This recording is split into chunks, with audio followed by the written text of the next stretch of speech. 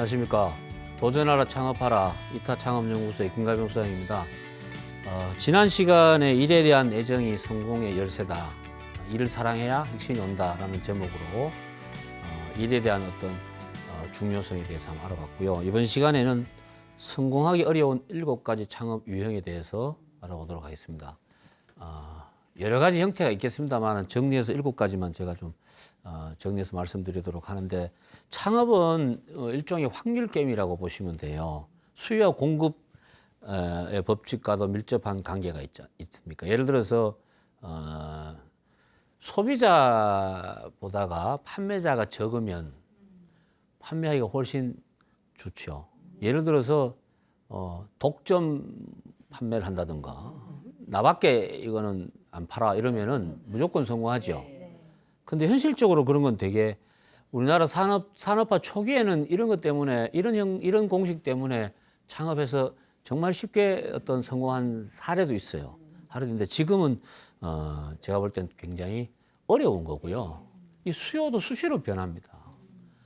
공급은 뭐 의도적으로 조절을 할 수 있을 수도 있어요. 예를 들어서 뭐 나중에 이걸 어떻게 될지 모르지만 소상공인 쪽에서도 무조건 뭐 조건 없이 창업하는 게 아니고 일정한 어떤 룰을 정하든가 이렇게 하면은 그건 수요를 조절하는 거거든요.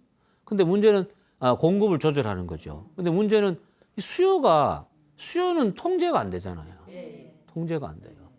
그래서 이 수요가 엄청나게 왔다 갔다 하기 때문에 그만큼 어떤 룰을 가지고 창업에 대해서 뭐 일정한 원칙이나 공식 가지고 이야기하기 되게 어려워요.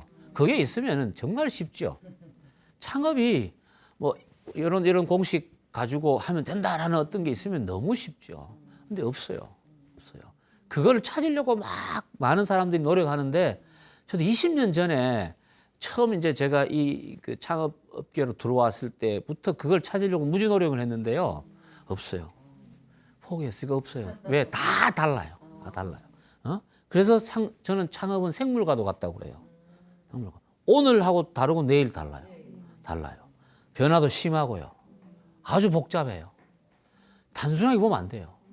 그래서 예를 들어서 어떤 사람이 성공한 사람이 자기가 성공한 노하우를 가지고 누구한테 가르쳐 준다고 해서 그 사람이 되냐고. 안 됩니다. 근데 자꾸 된다고 그래. 안 돼요. 그건 절대 안 됩니다. 그런 생각 자체를 버려야 됩니다. 그러면 만약에 그게 되는 것 같으면요, 세상은 너무 좋죠. 왜? 그분이 다 되게 해주면 되잖아요.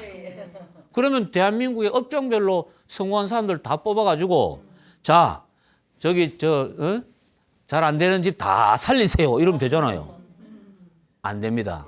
안 된다. 그것만 여러분들이 꼭 명심하시고, 그래서 창업에 영향을 미치는 여러 가지 요소들이 있어요. 이게 서로 유기적으로 작용을 하는 거예요. 유기적으로. 예를 들어서 보세요. 수요자는 많은데 공급자가 없으면 가격은 오르게 돼 있어요. 반대로 공급은 많은데 수요가 없어. 그럼 가격이 내리게 돼 있어요. 그러면 결국은 뭐로 싸우느냐? 품질 가지고 싸우는 거고. 그죠? 서비스 가지고 경쟁하는 거잖아요. 그렇게 가는 거죠. 그렇게. 그래서 이런 관점에서도 결국은 이런 상황이기 때문에 가장 중요한 게 뭐냐면은 창업가의 자세예요. 창업자의 자세예요. 그게 그러니까 다시 말씀드리면 창업가의 마인드라는 거예요. 어떤 생각으로 창업을 하느냐가 저는 굉장히 중요하다고 보는 거죠. 굉장히 중요. 근데 안타까운 것은 이것을 가장 중요한데도 대수롭지 않게 생각해요. 네? 저는 이게 너무 화가 나요. 창업 관련 정책 이런 거 하는 거 보면 뭐 기술만 가르쳐 주면 되는 줄 알아요.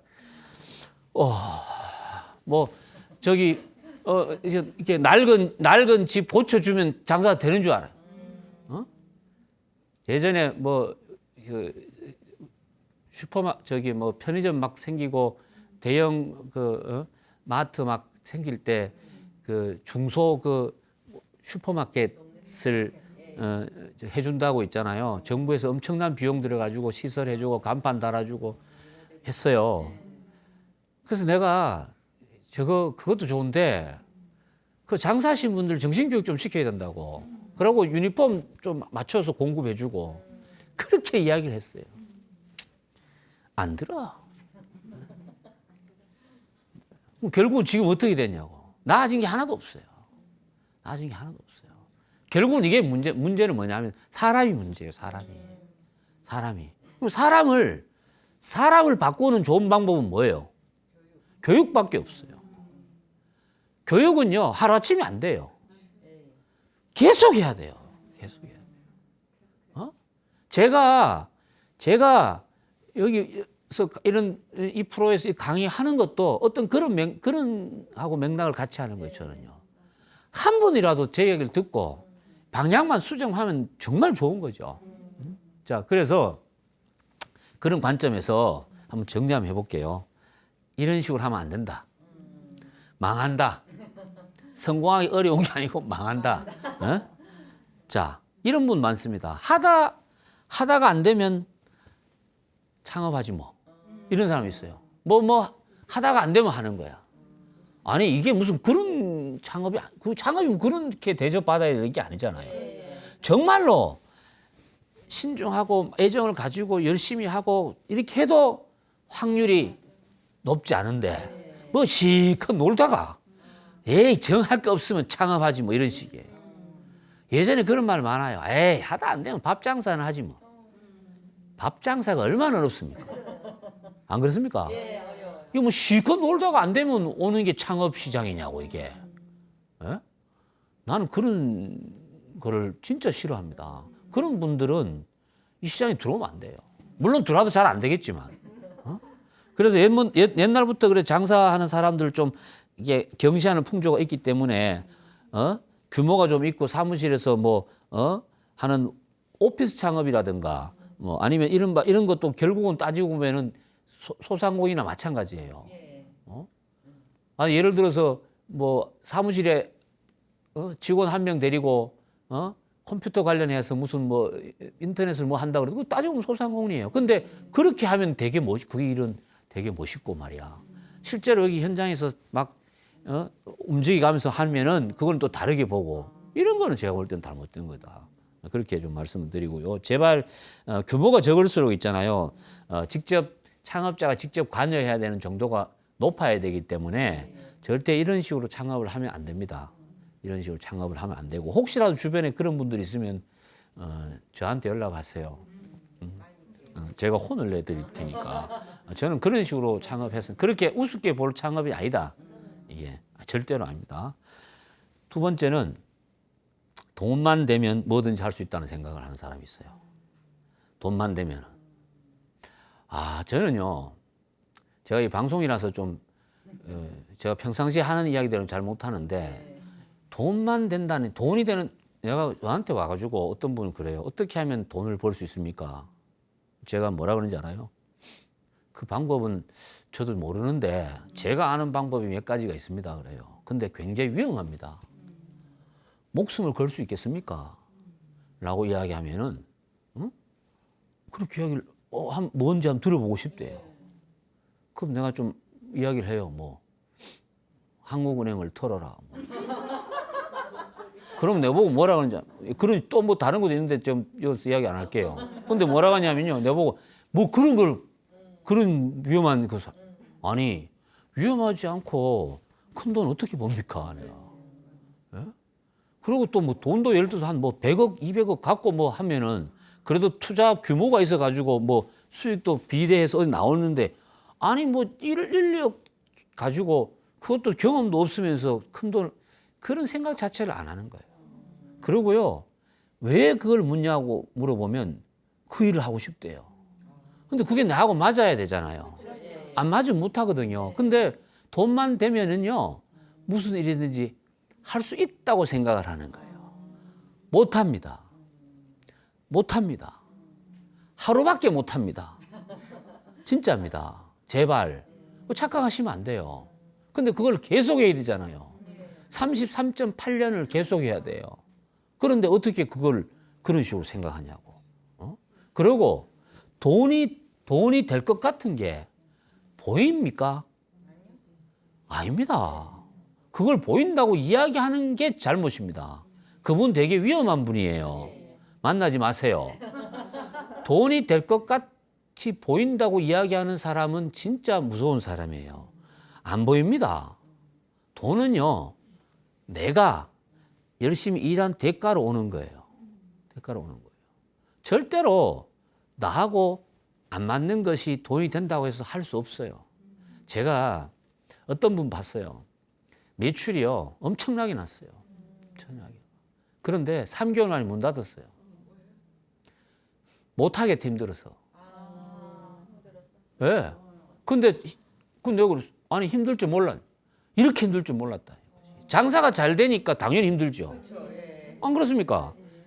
그러니까 어떤 생각을 갖고 있냐 하면 여기에는 돈만 되면 뭐든지 할 수 있다는 생각 속에는 뭐가 숨어 있냐 하면 나는 크게 일을 안 하고 내가 할 수 있는 선까지만 하면서 돈은 됐으면 좋겠다라는 생각을 해요. 자기한테 좋은 생각만 다 하는 거예요. 이런 생각으로 창업을 하면 됩니까? 안 됩니까? 안 되죠. 절대 안 됩니다. 절대 안 됩니다. 절대 안 돼요. 그러면 절대 오래 못 해요. 그리고 그런 건 세상에 없다. 그렇게 보시면 되고. 세 번째는 이런 분이 있습니다. 2, 3년 하다가 권리금 받고 넘겨야지. 이게요, 예전에는 한 20년 전에는요, 그래도 이런 경우가 덜어 있었어요. 왜냐하면 그때는 수요와 공급이 어느 정도 밸런스가 맞을 때니까 되는데 지금은 이런 생각하면 안 됩니다. 이런 생각하면 안 됩니다. 예를 들어서 권리금 받고 넘기면요, 다시 창업할 데가 없습니다. 그 돈 가지고. 쉽지는 않아요. 이제는 이런 생각은 버려야 된다. 그런데 권리금 받고 넘기고 나서 뭐 할 거예요? 자, 대부분요, 장사가 잘 되죠. 잘 되면은 이걸 팔려고 생각해요, 안 해요? 원래는 그렇죠. 권리금 받고 넘기고 싶죠. 그러고 넘겨서 그다음 뭐 할 거예요? 또 그걸 해야죠. 딴 데 가서. 아니, 딴 데 가서 그걸 안 해요. 다른 걸 하려고 그러는 거예요. 심리가 예를 들어서 자, 알기 쉽게 설명드리면 김밥 장사가 돈 벌어요. 그러면 돈 많이 벌어가지고 그거 점포 권리금 받고 넘기고 벌어놓으면 모으면 꽤 돼요. 그럼 이거 가지고 김밥집을 하는 게 우리가 생각할 때는 맞잖아요. 김밥집 안 해요. 그거보다 좀 더 폼 나는 걸 하고 싶은 거죠. 그렇게 돼요. 그렇게 해서 또 성공할 수도 있어요. 이건 아주 운이 좋은 거예요. 자, 근데 언젠가는 터져요. 이런 식으로 계속 가다 보면 언젠가는 터지는데 언제 터지는 게 가장 큰 위험하냐면 나중에 터질수록 더 크게 터져요. 더 크게 터져요. 저는 이런 사례를 너무 많이 봤습니다. 너무 많이 봤어요. 그래서 이런 생각 자체를 안 하는 게 좋아요. 이런 생각 자체를 안 하는. 그리고 이제 이거는 시작할 때 이미 이거 창업의 의도가 불순하잖아요. 의도가 불순하잖아요. 그죠? 그러니까 시작할 때 이미 끝까지 간다고 생각을 해야 됩니다. 끝까지 간다. 세상에 이런 게 어디 있어요? 세상에. 제가 어떤 분, 제가 아는 분 중에 30년 동안 지금 그 치킨집을 하시는 사장님 계세요. 이분도 하도 이제 이 바베큐 쪽이나 보니까 이걸 굽고 하니까 여기가 막 다 많아요. 근데 그만두고 싶다 그러더라고. 그래서 내가 그랬어. 아니, 이때까지 닭을 그렇게 잡아놓고 지금까지 당신이 잡은 닭이 몇 마리인지 생각을 해보라고.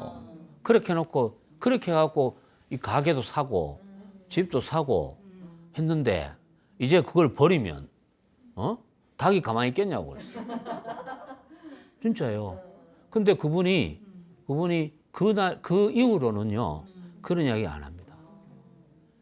그래서 제가 뭐라 그러냐면 나중에 이 일 하면서 계속 닭한테 고맙게 생각하고 죽은 닭의 영혼을 빌어라 그랬어요. 이런 뭐 이상한 소리 하는 것 같지만 사실은요 그런 마음이 들어가 있어야 돼요. 지금 굉장히 열심히 해요. 열심히 해요. 근데 그분들도 처음 시작할 때는요 하다가 할 생각을 안 했어요. 안 하기 때문에 지금까지 온 거예요. 지금까지 온 거예요. 저는 결론적으로 이거 제가 말씀을 드리면 이거예요. 뭐냐면은 오래 하는 것만큼 위대한 건 없어요. 그것도 한 가지 가지고. 근데 유일하게 소상공인 이런 작은 아이템은 그게 가능합니다. 크면요, 내 의지하고 상관없이 절대 오래 하기가 어려워요. 오래 하기 어려워요. 그런데 작은 건 오래 할 수 있어요. 그래서 저는 진짜 100년, 200년, 300년 되는 소상공인들이 앞으로 많이 나와야 된다는 이야기예요. 그게 지금은요, 100년 된 데가 제가 전국에 10개도 채 안 돼요. 일본은 500년 된 데도 있어요. 유럽에 가면 700년 된 데도 있습니다. 그 자식들이 계속 물려받아서 그 일을 해요. 그런데요, 그거 한다고 해서 누가 뭐 이렇게 무시하고 이런 거 없습니다. 저는 우리나라가 이 대한민국이 제대로 흔들리지 않고 가려면 소상공인의 기반이 단단해져야 된다고 생각합니다. 그러면 이미 하고 계신 분들 보고 그렇게 바뀌어라 쉽지 않아요. 새로 들어가신 분이 생각이 바뀌어줘야 된다. 그게 훨씬 쉬워요. 오히려 그게 더 확률이 높다. 그런 측면에서 말씀드리는 거예요. 절대로 하다가 팔 생각하지 말고요. 요렇게 해서 넘기고 하고 요런 생각을 가지고 시작을 하면 이런 일이 오지 않을 뿐더러 제가 봤을 때는 권리금이 아니라 오히려 더 손해가 볼 수 있다. 이런 생각으로 시작 안 했으면 좋겠다는 거죠. 시작을 하다가 어쩔 수 없는 상황이 와서 이걸 넘길 수 있는 상황이 오면 그거는 그렇게 하는 게 맞죠. 내가 더 이상 이 운영을 못 할 수 있는 상황이 오면 그건 그렇게 하는 게 맞아요. 근데 처음부터 이런 마음으로 해서는 안 된다는 이야기죠. 근데 많은 분들이 단기간에 빨리 해가지고 벌고 이렇게 하고 이렇게 할 생각을 갖고 있는 분들이 의외로 많다는 이야기죠. 이거는 제가 볼 때는 좀 경계해야 될 필요가 있다 말씀을 드리고, 네 번째는 외형을 중시하는 창업이에요. 그러면서 이래요. 그래도 이 정도는 돼야지 이런 식이에요. 특히 50대 시니어 퇴직자 분들이 창업할 때 자기 체면을 되게 중시하는 분들이 많아요. 저는 그렇게 이야기를 해요. 체면이 어디 있습니까? 라고 물어요. 에? 여기는 체면을 따지고 하면 안 됩니다. 그래요. 창업은. 그러면 예를 들어서 내가 실제 점포를 운영하고 있는데 60대 된 퇴직자가 점포 운영을 열심히 하고 있는데 젊은 친구들이 와가지고 뭐 좀 기분 나쁘게 하고 이러면은 그거 어떻게 해야 돼요? 에? 만약에 그 일을 안 하면은 어떻게 해야 돼요? 만약에. 그러면 그걸 받아들여야 되는 거죠. 근데 거기서 뭐 이렇게 체면 따지고 뭐 내가 이거 따지고 이러면 아무것도 못 하는 거예요. 아무것도 못 하는 거죠. 그래서 보여지는 게 중요하지 않다. 뭐냐? 실속이 있어야 됩니다. 실속이 있어요. 그리고 남의 눈에 막 이게 보여진다는 게 이렇게 외형적으로 봐서도 멋있게 막 차이고 이렇게 할 거 아닙니까?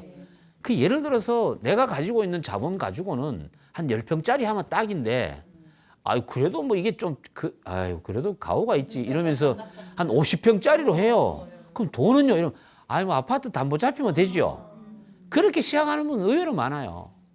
그래가 6개월 안에 문 닫아요. 6개월 안에. 그러니까 이런 생각은 절대 하면 안 돼요. 그래서 실속이 가는 게 좋다는 말씀을 꼭 드리고 싶고요. 특히 자기 그 과거가 화려했던 분들이 보면 이걸 못 버려요. 진짜입니다. 못 버려요. 자, 보세요. 사무실이 필요해요. 예? 내가 뭐 사업을 하는데 점포형이 아니고 사무실이 필요한데 책상 하나만 있으면 돼요. 그러면 저는 그래요. 내가 사무실을 얻어야 됩니까? 아니면 친구 사무실에 빈 자리 하나 봐놨다가 거기에 들어가야 돼요. 거기 들어가야 되죠. 그러면 사전에 작업이 들어가야 돼요. 그런 사무실 가지고 있는 친구들한테 놀러 가야죠. 그래서 탐색하고 근데 거기서 이야기를 하는 거예요. 내가 좀 쓰자. 자, 사업을 먼저 한 분들은요, 판단이 정확합니다. 써도 되면 쓰라 그럽니다. 안 되면 그냥 논란이 있더라도 안 된다고 이야기를 해요. 그럼 쓰라 그래요. 그러면 쓰면 되는데 꼭 한마디 하지요. 위신을 세우려고. 한 달에 그래도 월세라도 얼마 좀 보탤까 소리를 해야 돼요, 안 해야 돼요? 그거 왜 합니까? 저는 하지 마라 그럽니다. 만약에 하면요, 저쪽에서는요, 그만둬라 소리 안 하는데 주겠다고 하면 무조건 받습니다. 반대로 있잖아요. 꼭 필요하면 얼마 내라고 이야기를 합니다.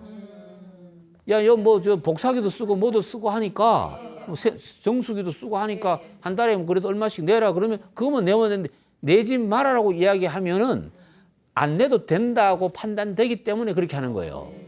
그럼 입 다물고 있어야죠.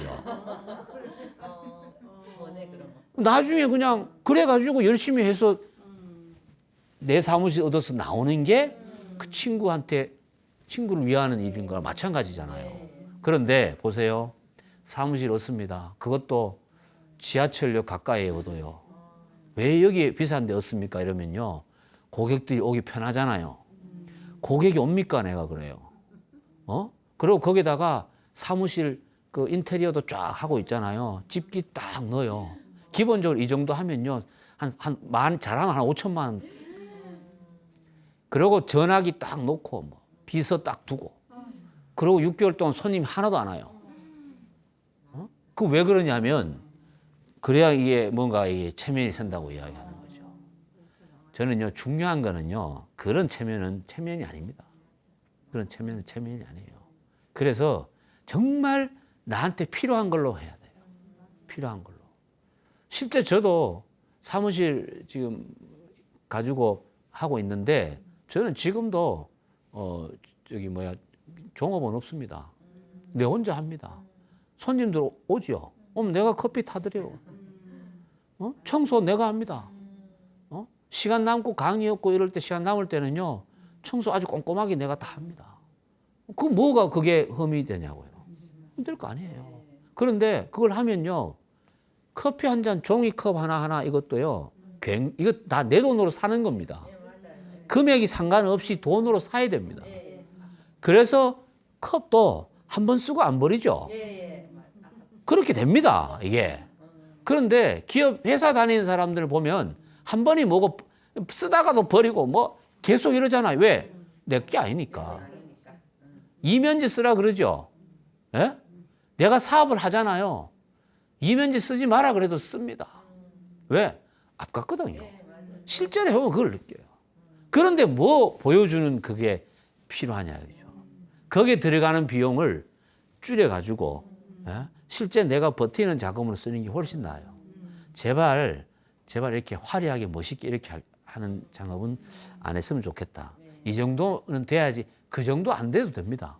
그리고 내가 이렇게 이 형태로 창업하는 거에 대해서 그렇게 이 대한민국 국민이 별로 관심이 없습니다. 진짜입니다. 본인만 그렇게 생각. 아무도 관심이 없다니까요. 정말입니다. 자기가 무슨 그렇게 유명한 사람도 아니잖아요. 근데 그걸 착각하는 거야, 자기가. 그거는 잘못. 실속 있게 무조건. 5번째, 그런 아이템 가지고 하면은 그거 할 수 있겠습니까? 라고 이야기하면요, 사람 쓰면 되지 뭐 그래요. 사람 쓰면 되지 뭐.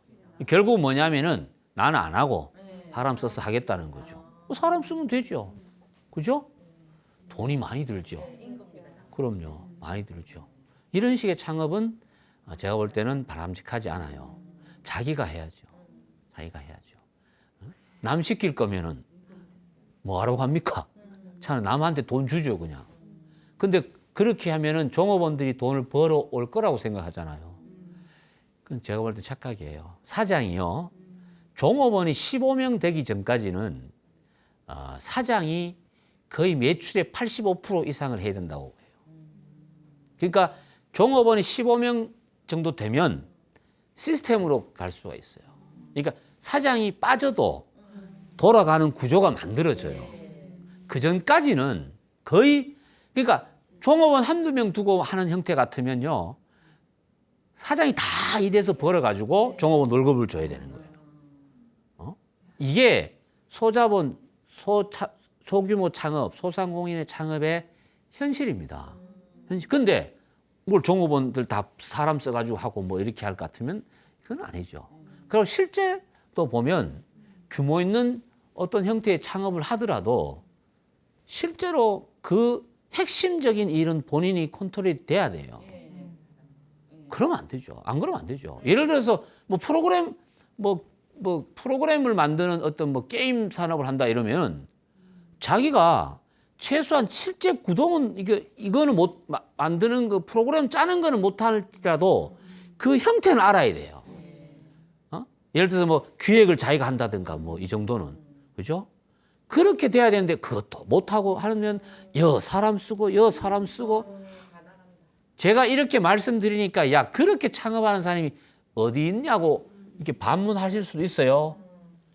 많습니다. 내가 보면 화가 나는 경우가 너무 많아요. 본인은 몰라요.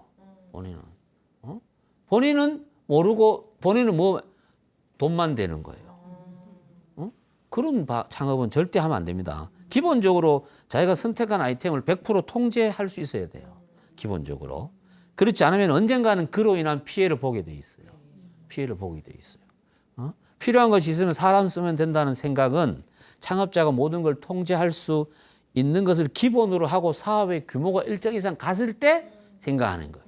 처음부터 이런 식으로 가면 안 된다는 이야기죠. 처음부터 이런 식으로. 여러분 간혹 보면 좀 이렇게 먹자 골목에 좀 괜찮은 데 가보면 프랜카드가 붙어 있는 데가 있어요. 뭐냐면은 무슨 그 고급 호텔 조리사를 모셨습니다. 뭐 이런 그 이야기는 결국은 뭐냐면 나는 이 집 사장인데 음식을 할 줄 몰라요라고 하는 거하고 똑같은 거예요. 그죠? 그런 집은 저는 안 갑니다. 저는 안 가요. 그런 집은요. 그 실제 주인은 누구예요? 조리사죠. 모든 걸 통제하니까. 모든 걸 통제하니까. 그런 식의 저는 형태는 별로 안 좋아요. 그 시작부터 결국은 이거는 사람 쓴다는 것은 시작부터 돈 쓰자는 이야기죠. 돈 쓰자는 이야기. 사람을 많이 쓰면 쓸수록 비용은 많이 나가잖아요. 그죠? 사실은 제일 좋은 창업은요. 혼자 하는 거예요. 혼자 할 수 있는 거죠. 그러면 혼자 하면 규모를 확 줄이면 매출이 적어도 수익성은 나쁘지 않아요. 수익성은 나쁘지 않아요. 그럼요. 그게 저는 앞으로는 그런 쪽으로만 생각을 해야 이 생존이 가능하지. 이 급격하게 변하는 사회 경영 환경 속에서 예전 방식으로 해가지고 직원 몇 명, 요즘 코로나 사태 터지고 직격탄 받은 데가 대형 매장입니다. 대형 매장이에요. 골목에 작은, 그리고 혼자 운영하는 데는요, 물론 영향을 안 미치진 않았지만 크게 예를 들어 생존에 위협받을 정도는 아니에요. 버텨나갈 수가 있어요. 버텨나갈 수가 있어요. 그런 쪽으로 좀 생각을 좀 하실 필요가 있고요. 여섯 번째는 내가 사장인데 뭐 하고 싶은 대로 하면 된다라는 생각하는 분들이 있어요. 사장 맞죠? 자기가 창업하면 자기가 사장이죠. 사장은요, 자기 마음대로 하는 게 아니고요. 고객이 원하는 대로 해줘야 되는 게 진짜 사장입니다. 그래서 자기 마음대로 해야 된다고 생각을 갖고 있기 때문에 자기가 통제를 해야 되는 거예요. 만약에 사장이 회장이 있다 그러면 사장이 자기 마음대로 못 해요. 회장이 다 보고 있으니까. 그런데 나를 통제하는 사람은 나밖에 없거든요. 내가 나만 눈 감아버리면 내 마음대로 해도 되는 거예요. 더더욱 재밌는 거는 그렇게 하더라도 그 누구도 그렇게 하지 마라 소리를 안 해요. 그럼 그러고 다른 집 옆집에서도 아무도 이야기를 안 해요. 왜? 망하면 되니까. 이걸 여러분들이 아셔야 되는 게 창업을 하는 순간 내가 망하기를 기도하는 사람이 더 많아요.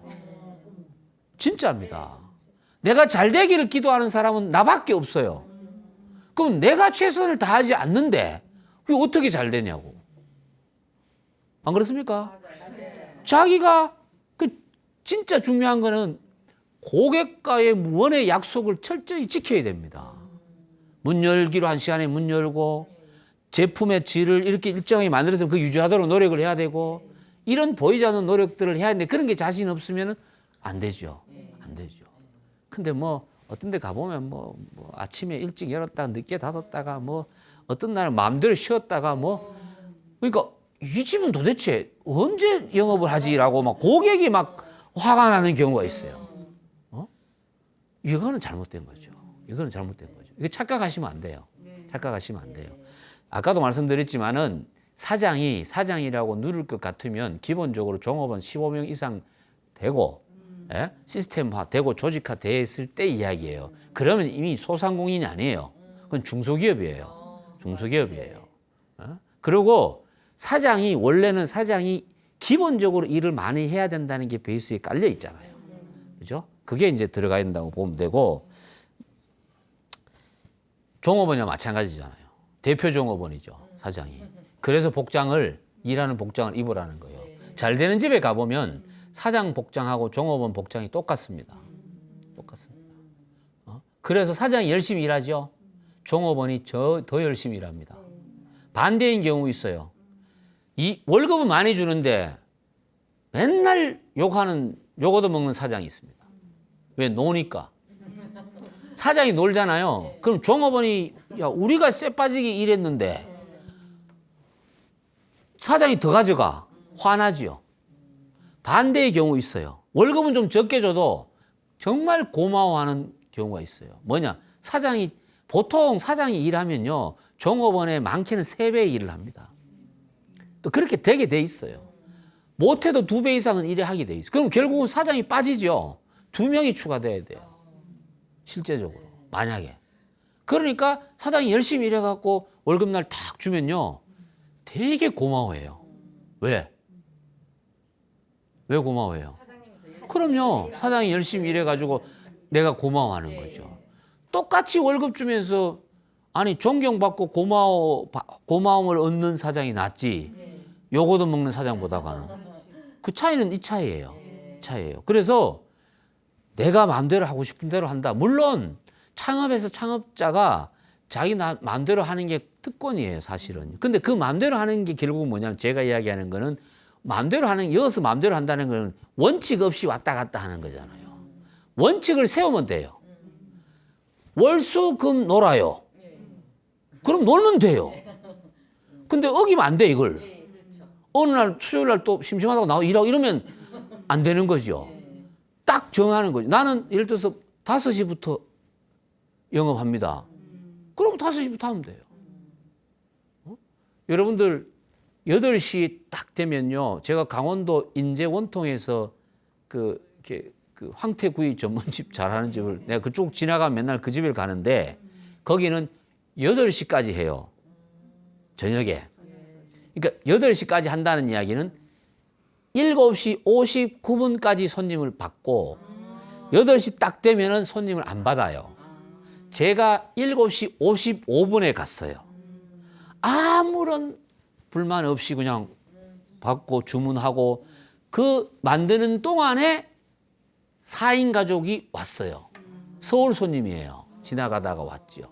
근데 8시 3분이에요. 뭘 어떻게 해요? 안 받았어요. 끝났다고 이야기를 했어요. 그래서 그때는요, 되게 그 주인을 원망했어요. 저기 애들도 있고 한 가족이 왔는데 좀 먹이도록 하지 이랬는데 나중에 밥을 내가 먹으면서 곰곰이 생각을 해봤어요. 누가 잘못했을까? 근데요, 그걸 받기 시작하잖아요. 그러면 요 사람 끝날 때 좀 또 들어와요. 집에 못 가요. 그래서 지켜야 돼요. 그리고 분명히 8시까지 한다고 쓰여 있잖아요. 그 이후에는 그거는 고객이 시비 걸 상황은 아니거든요. 그래서 나가면서 뭐라 그런지 알아요? 빨리 가지 말이야. 늦어가지고 말이야. 이런 자기 반성을 하는 거예요. 그러면 그 다음에 올 때는 어떻게 와요? 일찍 오죠. 소비자는요, 모든 걸 생각하시면 돼요. 소비자들이 모든 걸 다 판단하고 결정을 다 하는데 자기 나름대로 원칙 합리가 다 있어요. 그거는 그런데 만약에 왜 오느냐? 여기가 나름대로 품질이 보증되기 때문에 오는 거죠. 오는 거예요. 그런데 착각할 수 있어요. 장사가 잘 되니까 사장이 행패를 부리는구나라고 생각할 수 있잖아요. 좀 받지 말이야. 그런데 그거를 이분들은 장사를 하루 이틀 했겠냐고요. 해보니까 그 별 의미 없다는 거죠. 왜? 내일 또 하면 되니까. 그런 것들이 그게 사장이 자기 마음대로 하는 거예요. 그죠? 제가 지금 말씀드린 대로 내 마음대로, 그러니까 뭐냐면 회사 다닐 때는 정해진 시간에 갔다 왔다 하는데 여기는 뭐 내가 가고 싶으면 가고 말고 싶으면 말아도 돼요. 하지만 성공을 못 한다는 이야기죠. 어떤 면에서는요, 직장보다가 더 철저하게 지켜야 되는 거예요. 장업. 왜? 내가 만든 곳이니까. 그 다음에 모든 것은 내가 결정해야 되고 책임도 내가 져야 되잖아요. 회사는 좀 잘못돼도 내가 질 책임만 지면 되는 거예요. 여기는요, 창업은 아니에요. 모든 게 내 책임이잖아요. 그런 걸 꼭 명심하실 필요가 있고요. 사장이 가지는 권리에만 집중하지 말고 사장이 해야 될 의무가 있습니다. 그것에 좀 더 집중을 하는 자세가 좀 필요하다. 이 말씀을 꼭 드리고 싶고요. 마지막으로 아는 사람 없는 데서 창업하자라는 분들이 있어요. 예를 들어서 제가 뭐 자기가 사는 집이 뭐 예를 들어 분당이다. 근데 실제 이런 분 봤어요. 창업 어디서 했는지 아세요? 일산 가세요. 진짜예요. 그럼 왜 그러냐니까. 왜 그랬겠어요? 창피해서 동네. 그럼요. 그래서 내가 아니죠. 아닌 것 같은 일을 너무 많이 하고 있습니다. 아닌 것 같은 일을. 그 내가 그랬어요. 그러지 말고 이사 가라 그랬어요. 저는 이제는 뭐라고 이야기하냐면 살던 곳에서 해야 돼요. 그런데 중요한 건 이거 똑같이 뭐냐면요. 이 일 하는 것 자체를 좀 달갑지 않게 생각하면은 거기서 하고 싶지 않지요. 예? 일산으로 이사를 가든지. 근데 그런 식으로 하면요. 내가 볼 때 아무것도 못 해요. 기본적으로 자기 사는 데서 해야 되고 내가 시작을 하잖아요. 내가 창업했다는 걸 제일 먼저 알려야 되는데 누구한테 알려야 돼요? 나하고 제일 친한 사람한테 알려야 돼요. 근데 우리는요. 저는 이런 분도 봤어요. 부모한테도 안 알리더라고요. 실제로 그런 분 봤어요.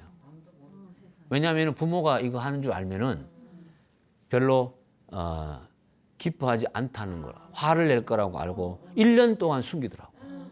실제 이런 경우 많아요. 그거는 뭐냐면 만약에 그분이 예를 들어서 뭐 한 100억짜리 100억 정도의 규모의 뭐 사업 제조업 같은 걸 한다고 해봐요.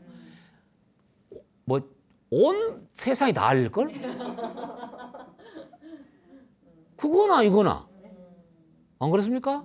그게 오히려 더 위험하잖아요. 왜? 관리해야 될 게 너무 많으니까. 그렇죠? 근데 이런 생각은 좀 피해야 돼요. 사는 곳에서 하는 게 좋아요. 그리고 거리가요. 내 숙소, 내가 사는 곳하고 일터가 가까울수록 좋아요. 근데 붙어 있으면 안 좋아요. 붙어 있을 경우에는 철저한 자기 관리가 필요해요. 왜냐하면 이게 방심하게 되거든요. 공간이 중복이 돼요. 근데 약간 떨어져 있는 건 좋아요. 너무 멀리 떨어져 있으면 그 시간이 너무 아까운 거죠. 그 시간이. 그래서 가까이 하는 게 좋다고 하는데 피해서 가려고 그렇게 아니 무슨 뭐 사회 질서를 문란시키는 그런 상품을 팔려고 하는 건 모르지만 그런 거 아니면 피할 이유가 없잖아요. 그렇죠? 그래서 가까이 사는 게 좋아요. 규모와 형태에 상관없이 창업은 고객을 이롭게 한다고 내가 늘 말씀드렸잖아요. 그죠? 그렇지 않으면 아무리 좋은 곳에서 시작을 하더라도 실패해요. 고객을 해롭게 하는 것 같으면요. 어디서 하든지 실패를 해요. 고객을 이롭게 하는 것 같은데 왜 내가 살던 곳에서 못하냐 이 말이죠. 그리고 이런 것도 있어요. 내가 여기서 장사를 해서 돈을 벌어요. 그런데 돈을 어디다 쓰냐니 저쪽 동네 가서 써요. 그러면요. 지역 주민들이 안 싫어합니다. 싫어합니다. 예를 들어서 외국 기업이 한국에 와가지고 돈 벌어서 다 안 쓰고 다 갖고 나가봐요. 싫어하죠. 똑같은 현상이에요. 그래서 거기서 벌면요. 예를 들자면 내가 음식점 해가지고 만약에 장사를 잘 되면 맥주 한잔 하고 싶을 땐 옆 가게 맥주집 가서 맥주 먹고 머리 아프면 그 옆 약국 가서 약 사 먹고 필요하면 옷은 옆에 옷가게 사고 이게 서로 돼야 거기에 대한 좋은 에너지가 서로 되는 거예요. 만약에 자기네들끼리 모를 것 같죠? 다 합니다. 저 사람은 분당인데 일산에 와가지고 장사하면서 돈 벌어갖고 돈은 분당 가서 다 써. 그러면 그건 내가 봤을 때는 가만히 안 있죠. 저 같아도 가만히 안 있어요. 저 같아도. 그래서 그런 것도 굉장히 중요한 부분이기 때문에 굳이 멀리 갈 필요가 없다는 이야기예요. 자기 처지를 비관하고 당당하지 못할 바에 처음부터 하지를 말지. 안 그렇습니까? 창업은 자신감이 무엇보다 중요하고 그래야 열정도 생기고 인내할 수 있는 용기도 생긴다. 이렇게 이해를 하시면 되겠습니다. 그래서 이 외에도 여러 가지 주의해야 될 요소들이 있지만 기본적으로 창업 전에 이 정도는 한번 생각을 해봐야 돼요. 이런 마음으로 혹시라도 이 7개 요소 중에 한두 가지라도 이런 생각을 혹시라도 갖고 창업을 고려하거나 생각하고 계신 분 같으면은 지금부터라도 늦지 않았으니까 바꾸셔야 됩니다. 바꿔야 됩니다. 그래서 올바른 방향으로 가야만이 그나마 성공이 한 걸음 앞서간다, 다가갈 수 있다 이렇게 이해를 하시면 되고요. 도전하라 창업하라. 지금까지는 창업의 큰 틀에서 좀 알아봤어요. 창업의 뭐 예를 들어서 기본적인 이해라든가 창업가 정신이라든가 그다음에 업종별로 사실은 좀 구체적으로 들어가면 외식업, 판매, 서비스업도 있고요. 외식업 안에서도 또 보면 많아요.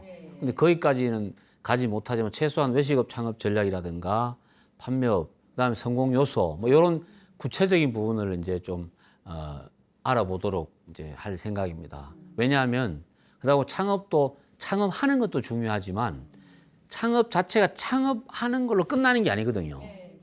그다음에 운영이 중요한 운영이 중요하죠.